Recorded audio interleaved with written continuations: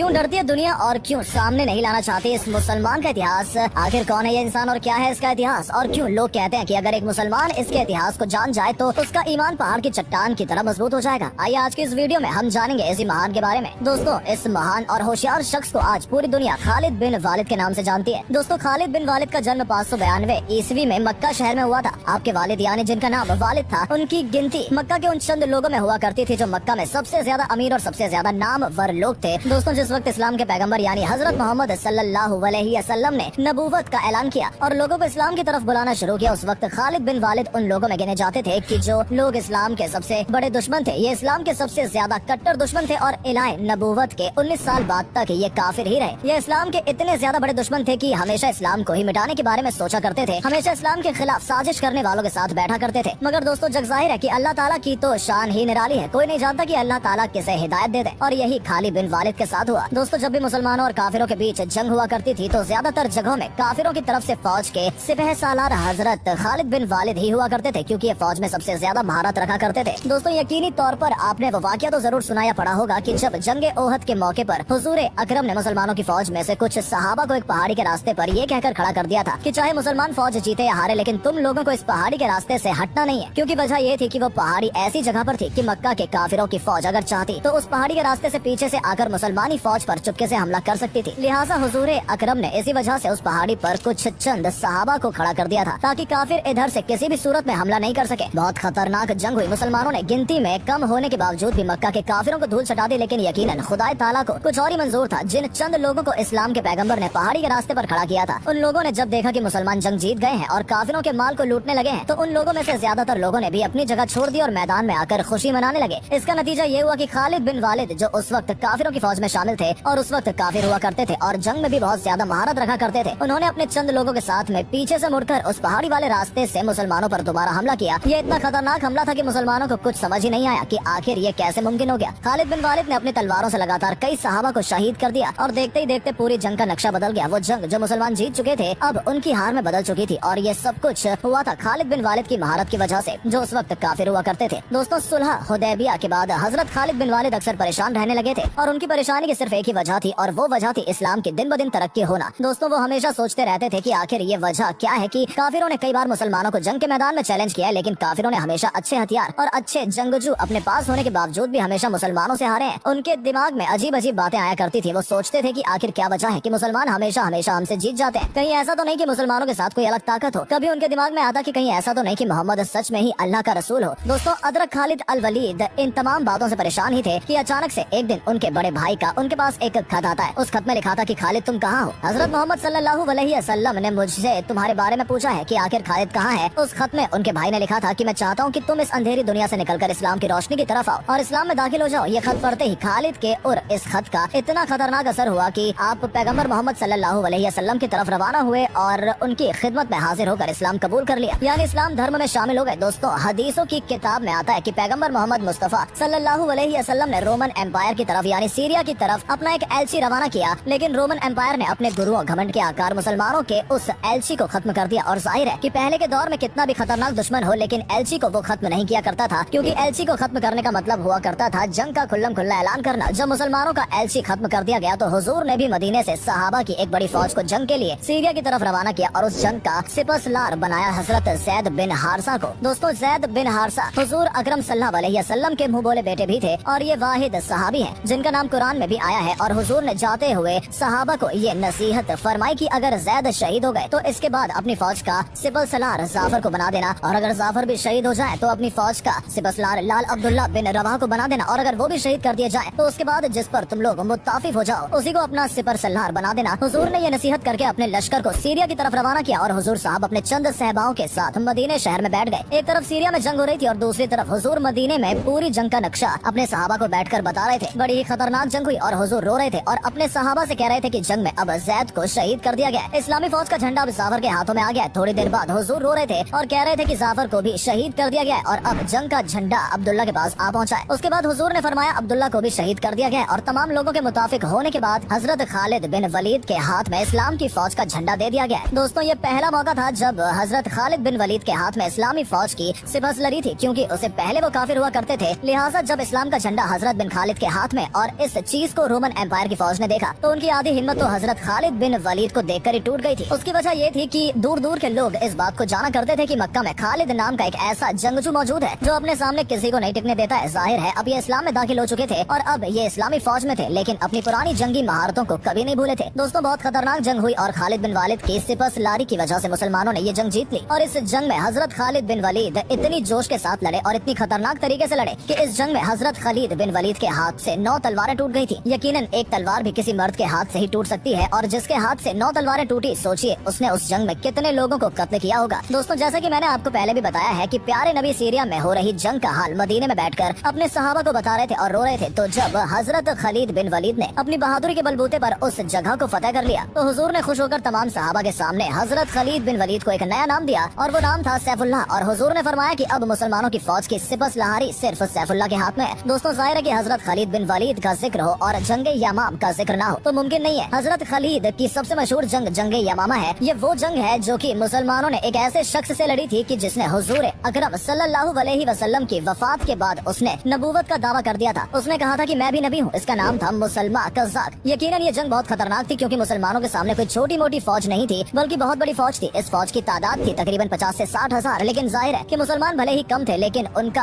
सिपहसालार ऐसा खतरनाक इंसान था जिसका नाम था हजरत खालिद बिन वलीद। हजरत खालिद बिन वलीद ने अपनी होशियारी से कज़्ज़ाक की इतनी बड़ी फौज में तबाही मचा दी और वो लोग घबराकर अपने किलों में वापस भागने पर मजबूर हो गए। खालिद ने उनके किलों को चारों ओर से घेर लिया और मुसलमा कज़्ज़ाक को कत्ल कर दिया और ये जंग भी जीत ली गई। तो दोस्तों ये था खालिद बिन वलीद का कुछ इतिहास जिस पे हमने रोशनी डाली है। ऐसे ही और रोमांचक वीडियोस के लिए बने रहिए बस हमारे साथ।